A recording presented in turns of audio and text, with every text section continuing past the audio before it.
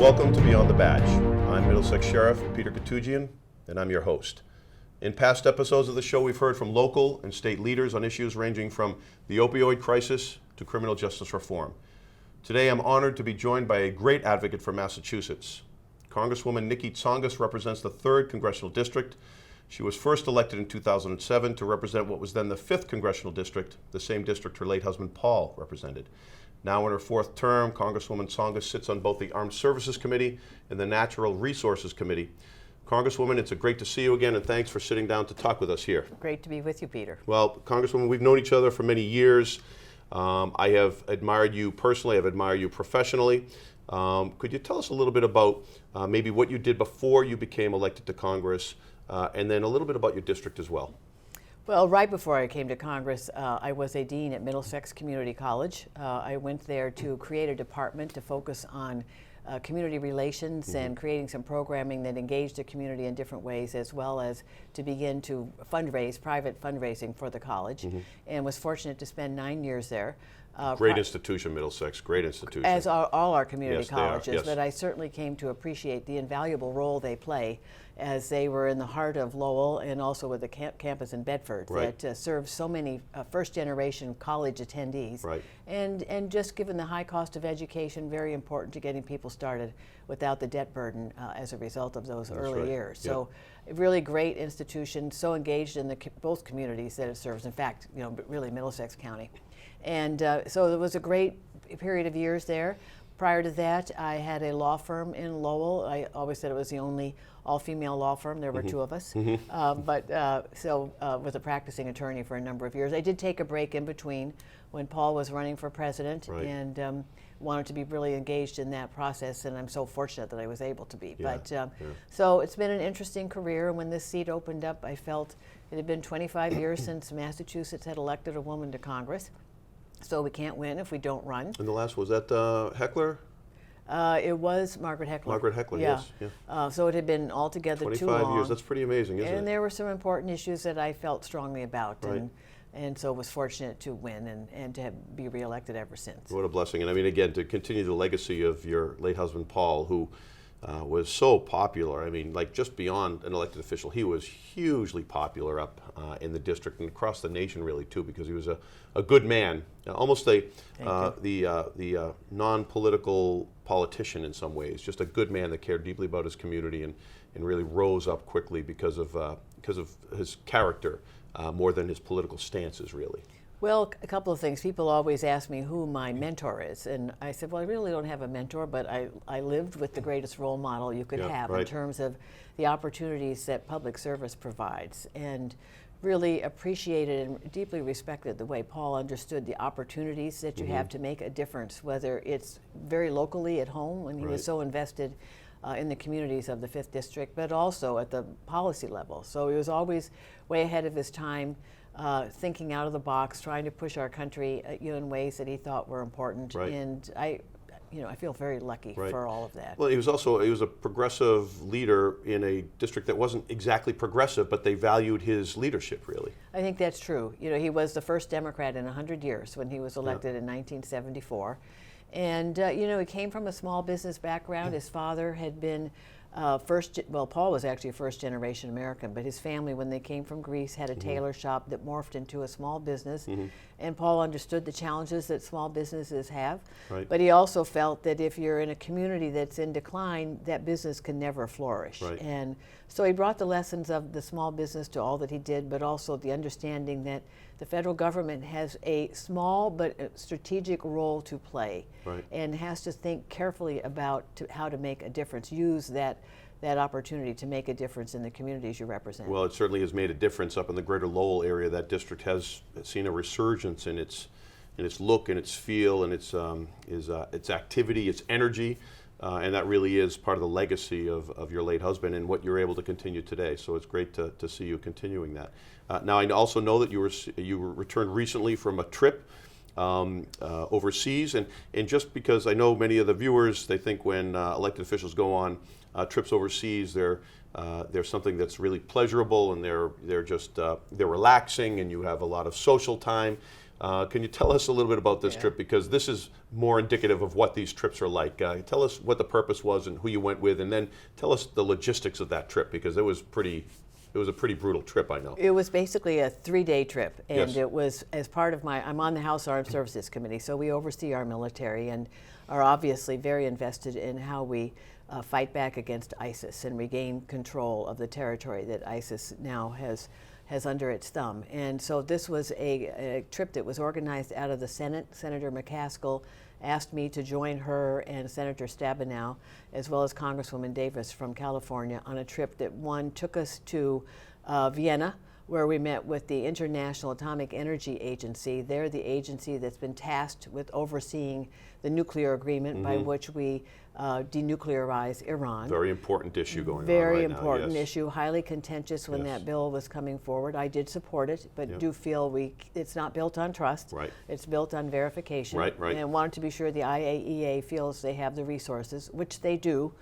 feel that way. Although down the road they are worried about having the technical staff, the staff that understands the challenges around detection, and we'll stay focused on that. We then spent the next day in Amman, Jordan, an important country because it's been a real ally in the fight against ISIS and has been one of the Sunni countries that's really been willing to become engaged, although thoughtfully so, but nevertheless wanted to talk to them about what they thought the issues were, and as well as they are host to about 800,000 refugees. A very generous country that has really opened its arms to those who are seeking safety and a new life, and wanted to get a feel for that. And then we were able to visit with the group that's been set aside to help vet Syrian refugees for potential relocation here in the United States. And it's a very robust effort. Another hot topic. Very Yes. hot All topic. right. I walked into a room the size of a gymnasium that was filled with people waiting very patiently Yep. to come forward and begin their conversation as to whether or not they would qualify. So there's nothing automatic about it. Gymnasium full of refugees Full looking for of opportunity. refugees as well as Wow. children. Yep. It was remarkable. There had to be a couple of hundred children Yep. in the room, and made very real what's happening in that part of the world. And then we went from there to Israel, where we were able to meet with Prime Minister Netanyahu to again sort of touch base with him. The Iran agreement has gone forward to sort of determine how they're thinking about it. They're very mistrustful, as they should be, of Iran's intentions, but they're committed to seeing the agreement fully implemented as it should be and holding Iran's feet to the fire. Right. So we had some great conversations. So you started the one U.S. day, one Yep. country. So U.S. So in 3 days, you went from the U.S. to which was the first one again now? Vienna. Vienna, in and then Austria, to where? And then to Amman, Jordan. And then to where? And then to Israel. And then back And where? then home. And then home. Yeah. And these days are full. Right, I mean, yeah, because yeah. it's not. We don't have a lot of time, You and we need to arrive, cover a lot. you fly probably half a day to get to the place. You have a bunch of meetings. Maybe you have a social like dinner or something like that, which are really another further meeting. You go to sleep and you fly out the next day. We had one night where we met with the various military leaders in Jordan. It was a dinner, but very purposeful. Right, yeah. And so it's a unique opportunity, but it's so worthwhile because you learn so much by seeing and being in the place that are impacted by these issues, Right. and then being able to talk with a wide range of leaders. Right. In Washington, it tends to be more formal in the hearing setting. You get 5 minutes to ask a question, to hear, And it's hear them detached. out. You don't see the faces. You don't get the feel Yeah. of the people being affected by this. Not either. at all. I mean, you don't see. We see refugees, and it's heartbreaking enough on television, but you saw them in person. You see them in person, You know, and- and listen. You know, my grandparents, I know Paul's ancestors came from a time when there was genocide. You know, both the Greeks and the Armenians and the Assyrians suffered genocide, and we're refugees. My grandparents were refugees. You know, and I see refugees now, whether they're you know, wherever they come from in the country, they look the same. They have that same look of desperation, of fear, of worry, and it's really not so much even about themselves, it's about their children. It is about their children. And in Syria, people do have large families. So the average size, I think we were told, is 4, 5, 6 children coming as part of these families. So when we hear that it's primarily women and children who will come to this country, that is absolutely true. Right. I mean, because they're intact families and they're coming those who are vetted. What was truly interesting is sort of the biometric tests that we're able to now, through reading people's irises. The iris scans. Yeah, the iris scan. We do that actually in the Middlesex House of Corrections and Jail. It's far more comprehensive and far more accurate than a fingerprint. Yeah, and so we saw that examples of that. And then Syrians in particular have a national identity card. They're very accustomed to carrying documents that verify who they are. And we saw the technology by which they could determine whether or not these were legitimate or not. And then we sat in on an interview. So every Syrian potential refugee is subjected to a serious interview, and the first one is at least 4 hours long. And we have collected, our country has collected a database about what happened in Syria and what happened in each location. So as a refugee is telling their story, we can verify through this database what was happening in that town on what day, and get at the truth or lack of it of what they're saying. So, of the candidate themselves. Of the candidate so that's themselves. One of the vetting processes. Yeah, part of it. So it's very, and that's only the first one. There will be many more that follow before they're allowed to come into this country. So the UN Human Rights Commission refers people, identifies potential refugees, but the funnel is so you start with about 25,000 people, and it funnels of the 2,000 that have been approved. It started out about 25,000, and it's been funneled down to about 2,000. And so that trip was basically your weekend, for all intents and purposes. It was my weekend. So you worked a week. That was your weekend. You work another week, and you come back basically a physical wreck because you haven't slept for 3 days anyway. Is that right? We haven't slept too much, yes, but it's worth every minute of it. Yeah, well, it's great to see you. You look very well. Another thing we're speaking about international politics and the tensions that arise. Recently we had Mayor Arthur Vigilant on our show here, Republican mayor of Marlborough. And I know that he was your guest at the State of the Nation in 2015. I worked well with Arthur Vigilant and many other Republicans as well. I know you have. Could you tell us a little bit about the working relationship between you and more municipal leadership, and then we can speak a little bit more about the bipartisanship in Congress, or the partisanship in Congress. Well, Mayor Vigilant from Marlborough has done a great job in Marlborough, and my job, as much as anything, is to help these communities advance their vision for themselves. And I have to have a relationship with their political leaders in order to do that. And it's with Mayor Vigilant, it's been very productive. We're always willing to be helpful whenever I'm down there. He usually will join me, especially as I'm visiting important companies that are present there, and that he has worked so hard to either attract or keep there. And it's been a real model.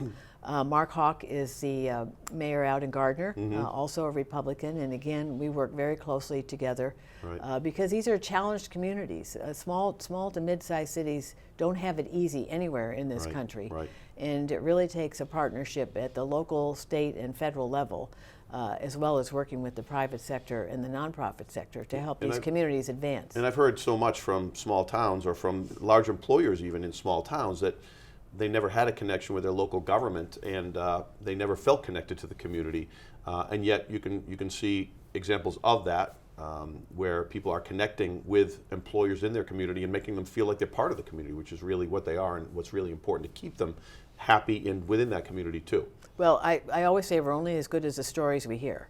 So if there's an issue, we will not know about it unless you come tell me. That's right. And part of our constantly being out in the district is really to create relationships where people have a comfort level of coming to us to let it. We can't always fix it, but we won't even have a chance to fix it if we don't know about it. That's right. That's right. That's why it's important that you're out there all the time. I mean, I know you have an aggressive schedule. You're always out there. You're always meeting with people. You're always listening to people.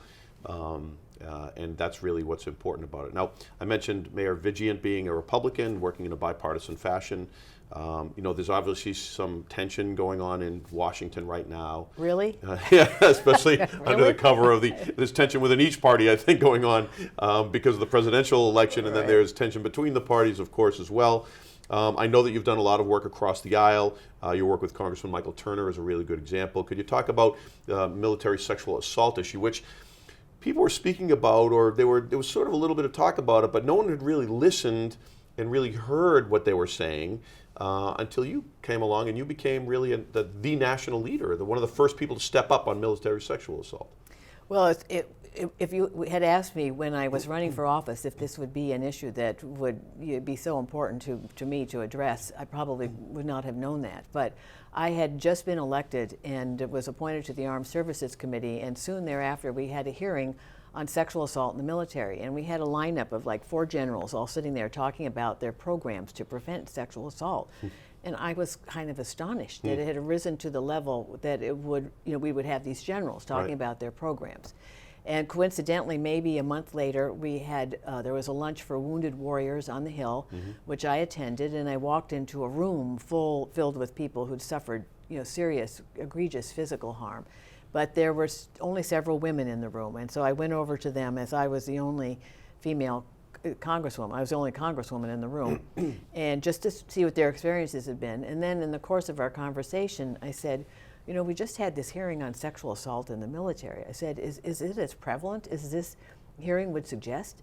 And one of the women was a nurse. She'd been deployed a number of times, both to Iraq and Afghanistan. And she said, "Ma'am, I'm more afraid of my own soldiers than I am of the enemy." No kidding. And to protect herself, she always had a knife inserted in the waistband of her pants. So she'd never been assaulted, but she was prepared to protect herself and defend herself She knew enough from people a that had threatened been assault. assaulted. So from that point on, we took it very seriously. And Mike Turner, the congressman that I've worked so closely with, the Republican from Ohio, he had a constituent whose daughter was raped. And she was serving in the same unit with her assailant, and she asked her commander if she could be transferred out. The commander denied her request for transfer, and she was subsequently murdered. So he had come to it in his way, I'd come to it in my way, and we joined forces, and every year we introduce legislation that chips away at the problem. It's a multifaceted issue. It's a form of betrayal at every level, the fact that you seek to serve your country and this happens. The chain of command, often too dismissive, yet another betrayal. If you bring it forward, often there's tremendous retaliation, so you're isolated professionally and personally. And then the Uniform Code of Military Justice, often stacked against you. So, and then as you make your way into the VA, again, an agency that hasn't always been well prepared to deal with the after effects of military sexual assault. That's right. So every year we sort of work at tweaking or changing some of the pieces of it. One year we learned that a commander could overturn a jury verdict of guilty. I remember that, right. Which is astonishing. Right, that is astonishing. Astonishing, and that year we introduced... And they actually had done that. And that they had. Right. People who were convicted of assault, their jury verdict was negated. So we changed the Uniform Code of Military Justice, and the commander no longer has that capacity. It's amazing. We learned that and I'm sure you would know this, that the prosecution's interests and the survivor's interests or the victim don't always align. They don't always feel well represented, and that's particularly true given the Uniform Code is a mystery in and of itself, the military justice system. Right. One year we created something called the Special Victims Council. This is a lawyer. Say an advocate for them, a lawyer for them as a victim. A lawyer for them. Right. The Air Force was very resistant, but we persuaded them over a course of many, many meetings. Right. They eventually litigated the issue, determined legally whether or not that Special Victims Council has the ability to participate in a court proceedings. They do. Yep. And that's the thing we hear about more than anything, has really been so important to reforming the culture of the military and encouraging young people who are not so young to come forward. Right. So it's ongoing because, as I said, it's many betrayals in many ways, and we have to stay focused on it. I'm sure that the survivors just must feel at least there's someone paying attention, because I'm sure that the hopelessness that they felt, where no one seemed to be paying attention, no one seemed to be caring about their issues, now at least they know that some people are caring about it and speaking about it.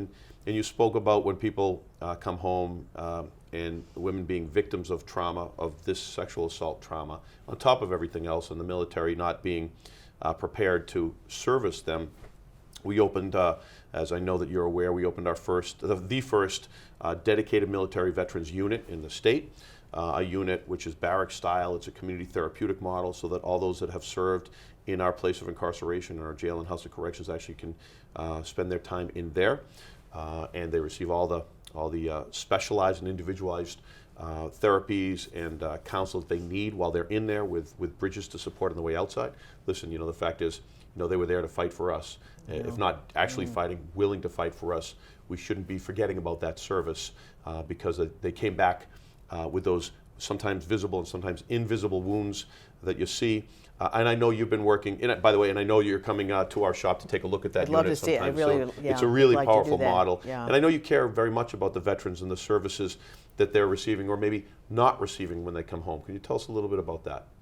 Well, you have to give, especially in a time of war, I think you have to give tremendous credit to those who seek to serve our country. And we have to be very mindful that the experience of war is a life-changing event, and it lives with you forever. My father was a career officer in the Air Force. He survived the bombing of Pearl Harbor. And as I've served on the Armed Services Committee, I'm sorry he's not with us so that I could ask him, probe a little more, because as we all know, that generation just simply hasn't talked about it particularly. But thankfully, I think we understand there's a need to talk about things and to understand better that these things don't go away just once you're out of the service. It doesn't go away. You see it with those who end up incarcerated because of some follow-on behavior that breaks the law. So we really have to stick with it. Because they're not given the counseling, the support services that had they received, they might not be incarcerated with us. That's the troublesome part. That's what you're really watching out for, isn't it? It is. Well, I think we've done some good things. So the GI Bill, we modernized the GI Bill, which actually my predecessor in the 3rd District, Edith Norris Rogers, many years ago was the first woman elected from Massachusetts, and she served for 30 years, and she still holds the record as What year was that? 1920, actually 35 years, 1925 to 1960. Pretty impressive. And she was the author, the co-author of the original GI Bill. Really? So we have modernized it, which is great. When I go to UMass Lowell, I meet with so many young people who have taken advantage of it, who've served and are now going to school so that they're prepared for the next stage in their life. So an invaluable tool to helping those as they make their way after their years of service. But the mental health issues are still very troubling. We don't always, the issue of suicide, a daunting one. Last year we included legislation in the defense bill to get a better handle on the numbers, especially within the National Guard or even family members who suffer great loss when their spouses are away. So that we get a full feel for the extent of the problem, because sometimes the data alone just is too misleading, or lack of it is too misleading. So we have to work at this on a lot of fronts. And I know that part of that, I mean, listen, so many of the men that are committed overall, but also those that have served our country have had trouble with opioids. Something that's been very troubling to this part of the country, but is finding its way more and more throughout the country. I know that you have worked with Congressman Turner and Congresswoman Fudge to get federal funding to be allowed to be utilized in places of incarceration, from what I understand as well. Could you tell us a little bit about your work on the opioid issue? By the way, we've had Michael Botticelli. I know we've had him on this show. I know that you've met with him recently. Very impressed, and you're actually having him sometime soon when you have your third. What is it called? Third District Day up on Washington for the people of your congressional district. Well, I look forward to hearing from him, but it's obviously, we know the numbers are daunting and the personal stories are so hard, so tragic. I just was at an event that Lowell House, which does a lot of work in Lowell, held this weekend, and there were some mother advocates who are the ones that have been coming forward to tell us the sort of personal impact of what those numbers really mean. So much work to do. The president has proposed about $1.1 billion to sort of make its way out across the country to help with programming. Very important. But our bill, Mr. Turner's and mine and Congresswoman Fudge, identified a pot of funds that already exists within the federal budget, but in which prisons and jails cannot take advantage of it for prevention programs, and also some community organizations. So rather than creating a new pot, trying to open up a pot that already exists. I was also very concerned when the FDA issued guidance on the prescribing of OxyContin for children, 11 or older. Very concerned with the process by which that decision was made. They actually looked to a pharmaceutical company that stood to benefit. So troubling, because when you think about, this is not a law enforcement issue, it's also a medical community issue. And I mean, 80% of the heroin users were started with the prescription pills, whether they were actually legally prescribed or diverted to them. Yeah, and the medical community is in the business of healing and helping with pain, but it's unfortunate that these medications have now caused pain in a very troubling, horrific way. Right. And so the FDA, when they approved those prescriptions for kids 11 and over, the problem more than anything was that they did go to a pharmaceutical company who did the analysis, who stood to benefit financially. Right. Whereas they could have used an outside panel that came together. And so very important to raise this issue, given as you say, that it's a gateway drug. Well, and I don't think these pharmaceutical companies are trying to get people hooked, but they're trying to provide something. The medical community seems all too willing. They don't want their patients to suffer, and we never really got our arms around this when we started with the opioids as a pain alternative, a pain reducer or reliever, because we just suddenly found ourselves in the midst of this, never knowing where it was going to go. Physicians are in the habit of trying to not have their patients suffer, but they're not. They didn't understand. No one really understood just what a problem this would become. Yeah. Well, we know it now.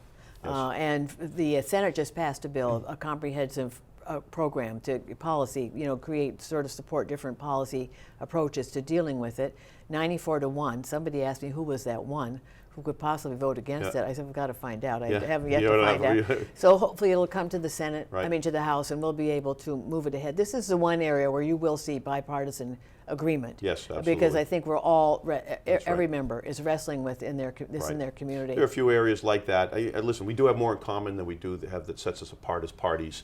And even Michael Botticelli said the great opportunity that he has in his space of being the Office of National Drug Control Policy is that it's really not a partisan office. So, Congresswoman Tsongas, thank you so much for your time, and thank you for your leadership on issues that other people haven't realized were so important or haven't cared enough about to lead on. It really shows the heart of who you are. They're not just populist issues, they're important issues that then people connect with in a visceral way. Thank you for your leadership on that. Thank you very much. It's great to be with you, and thank you for all the work you do. Well, thank you so much, Nikki. And now it's time for our MSO Spotlight here today. With this month's Spotlight is Megan Lee. Thanks, Sheriff Koutoujian. Today's MSO Spotlight is on Lieutenant Mike Kelly. Lieutenant Kelly currently heads the Middlesex Sheriff's Office K-9 Unit. Over the course of a now 21-year career, he has served in a variety of roles. My name is Lieutenant Michael Kelly. I've been with the Sheriff's Office for 21 years. I've been with the K-9 Unit for the last 9 years. SWAT team for 10 years, tactical response team. I've also worked warrant apprehension. I got picked to be K-9 in about 2007. It's something I've always wanted to do since I started work with the Sheriff's Office. I was assigned to 9 Mick, who came from Connecticut, and we went to patrol narcotics school. The first phase of patrol school is 16 weeks, where we go ahead and locate missing persons, missing bad guys. We do building searches, and then we graduated at that after 16 weeks. We did an additional 10 weeks of narcotics training, which we go ahead and we do mutual aid calls as well. Lieutenant Kelly tells us about his main role at the Middlesex Sheriff's Office and what made him want to be a K-9 officer. We even got to learn a little bit about his partner, K-9 Mick. K-9 Mick is a 9-year-old German Shepherd from Slovakia. He lives at home with my wife and 3 children and 2 other dogs. He's a pretty gentle dog until it's time to go to work. When he hears me getting my belt and get ready for work, he gets pretty excited. So other than that, he just chills. The Middlesex Sheriff's Office just acquired 2 new K-9s. As supervisor of the K-9 unit, Lieutenant Kelly talks about how the addition of these new teams will not only enhance MSO's internal security, but also our collaboration with the different law enforcement partners in neighboring communities. So as supervisor of the K-9 unit, I'll oversee our 2 new K-9s, Officer Siemens and Pimentel. In daily functions at the facility, we work outside security. We go ahead and provide security details.